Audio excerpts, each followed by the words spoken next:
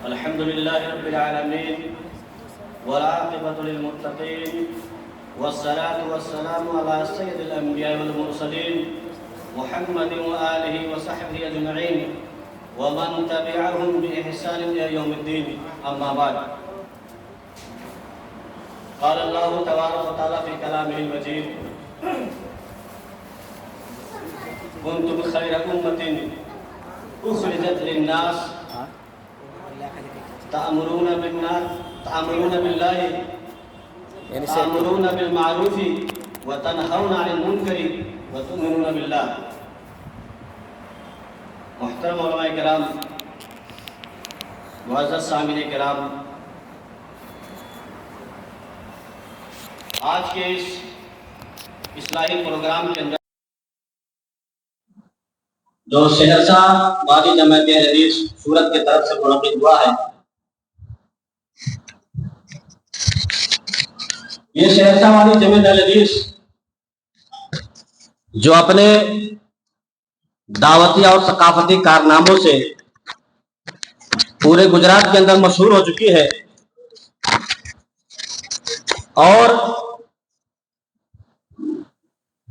لگ بھگ اس سرزمین گجرات کے اندر اتنی متحرک اور اتنی ایکٹیو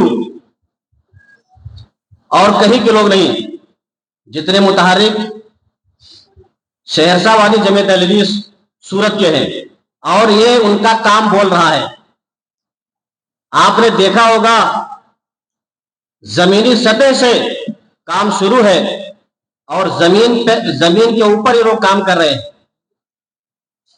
قابل مبارکباد ہے وہ تمام لوگ، وہ تمام ذمہ داران، چاہے وہ جس حلقے کے ہوں، اون حلقے کے ہوں، بھنڈی بازار حلقے کے ہوں، پھولواری حلقے کے ہوں، بھاٹیلا حلقے کے ہوں، جو بھی اور جس حلقے کا ذمہ دار ہے وہ اپنے امیر کے قدم بقدم چل رہا ہے اور ہر جگہ اور ہر وقت میں ان کا ساتھ دے رہا ہے. اور اس کی سب سے بڑی مثال آپ کے سامنے جو ایک اللہ کا گھر تعمیر ہو رہا ہے، ہم اور آپ دیکھ رہے ہیں، 2 فلور ہو چکا ہے اور تیسرے کا نمبر لگ چکا ہے. یہ آپ تمام حضرات کی محنتوں اور کاوشوں کا نتیجہ ہے. ضرورت اس بات کی ہے کہ آپ لوگ ایسے ہی دل جمعی کے ساتھ، دلچسپی کے ساتھ، پوری تندہی کے ساتھ اور اپنے امیر اور ذمہ داران کے شانہ بشانہ چلتے رہیے، اپنے مشن میں آگے بڑھتے رہیے، اور یہاں سے عزم کر کے اٹھیے کہ اگلا پروگرام انشاءاللہ مسجد کے اندر ہو. سامعین کرام، علماء کرام کی مجلس جس کا موقع سہرسہ وادی جماعت اہل حدیث گجرات ہم کو بار بار فراہم کرتی ہے، اور ہم تمام حضرات کے لیے یہ سنہرا موقع ہوتا ہے کہ ہم علماء کرام کے بیانات سے مستفیض ہوتے ہیں. یہ کوئی چھوٹی بات نہیں ہے اور یہ کوئی چھوٹا کام نہیں ہے. یہ وہی کر سکتا ہے جسے اللہ رب العالمین توفیق دے. بغیر اس کے توفیق کے بڑے سے بڑے لوگ اس کام کو انجام نہیں دے سکتے ہیں. اور یہ مجلس جو ہوتی ہے جس میں اللہ رب العالمین کے رحمت کے فرشتے نازل ہوتے ہیں، اور ایسی مجلسوں کے اندر شامل ہونے والے، شریک ہونے والے تمام لوگوں پر اپنے رحمتوں کے پر بچھائے رہتے ہیں، ڈھانپے رہتے ہیں. اس مجلس کی بہت اہمیت ہے میرے بھائیوں. بہت سارے لوگ، بلکہ میں یہ کہوں کہ مسلمانوں میں سے چند لوگ علماء کرام سے بے نیاز ہو کر گوگل پر، یوٹیوب پر کچھ جو ہے گنے چنے مسئلے مسائل سن لیتے ہیں، سیکھ لیتے ہیں، اور یہ سمجھتے ہیں کہ ہمیں اب علماء کرام کی ضرورت نہیں ہے، ہم ان سے بے نیاز ہو گئے ہیں. یہ بہت ہی خطرناک سوچ ہے. اگر آدمی یہ سوچتا ہے کہ ہم گوگل اور یوٹیوب سے علامہ ہو جائیں گے، علم جو ہے دین کا علم سیکھ لیں گے، ہمیں علماء کرام کی ضرورت نہیں پڑے گی یا ہمیں ان کی ضرورت نہیں ہے، یہ بہت ہی خطرناک سوچ ہے میرے بھائیوں. بہت سارے لوگوں کو ہم جانتے ہیں کہ جو یہ سوچ لے کر اٹھے उलमाए कराम से बेनियाजी इख्तियार की, उलमा की मजलिसों से बेदारी इख्तियार की, और आखिर में वो गुमराही के दलदल में धंस गए। आखिर में वो गुमराह लोगों के नक्शे कदम पर चल पड़े और अपनी दुनिया और आखिरत दोनों तबाह कर ली। इसलिए उलमाए कराम की मजलिसों में शामिल होना, उलमाए कराम के बयानात से मुस्तफीद होना, ऐसे जो है बज़्म सईद के अंदर शरीक होना, लोगों के ईमान और अकीदे को बचाने के लिए, अपने ईमान को जिला बख्शने के लिए बहुत जरूरी है।